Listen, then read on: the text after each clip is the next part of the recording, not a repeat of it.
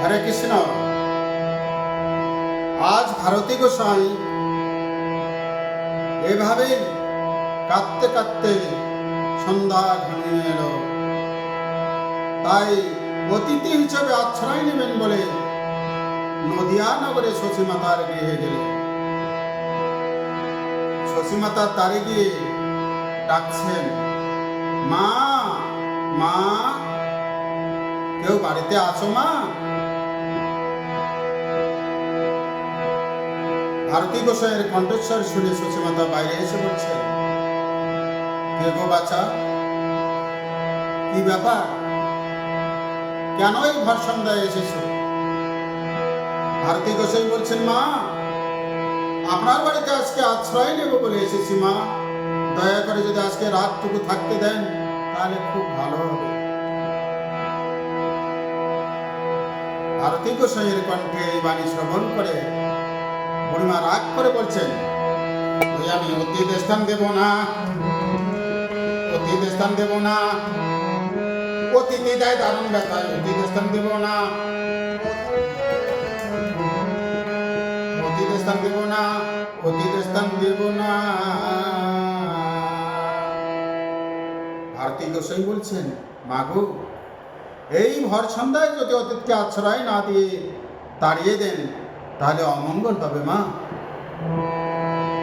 তাই একটু দয়া করে আজকাল রাতটুকু আমাকে থাকতে দেবেন মা, দিলে ভগবান তোমার মঙ্গল করবেন।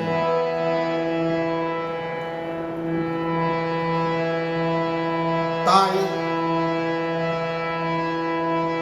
শশীমাতা বলছেন, তুমি গোসাই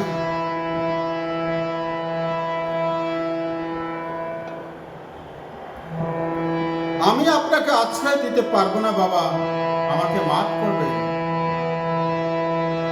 তাই ভারতী গোসাই বলছেন, কেন মা? তাই বুড়িমা বলছেন, আমার বিশ্বরূপ নামে পুত্র ছিল,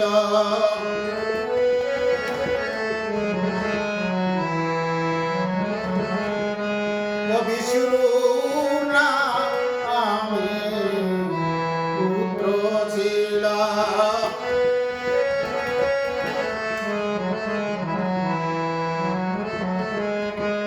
একদিন অতিথি আসিয়া কি জানো বলিয়া,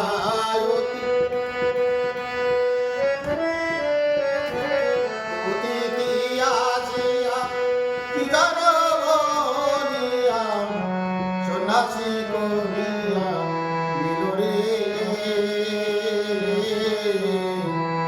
সন্ন্যাসী করিয়া নিল।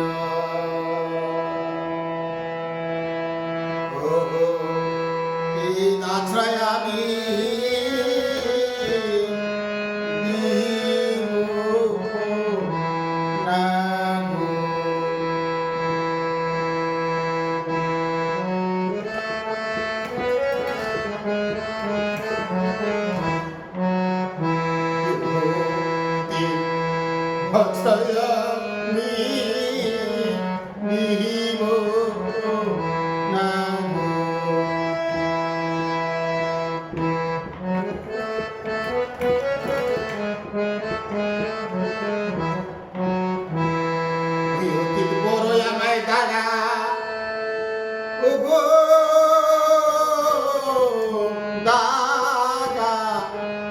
দিয়াছে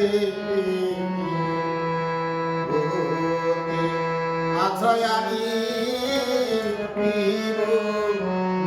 না গো।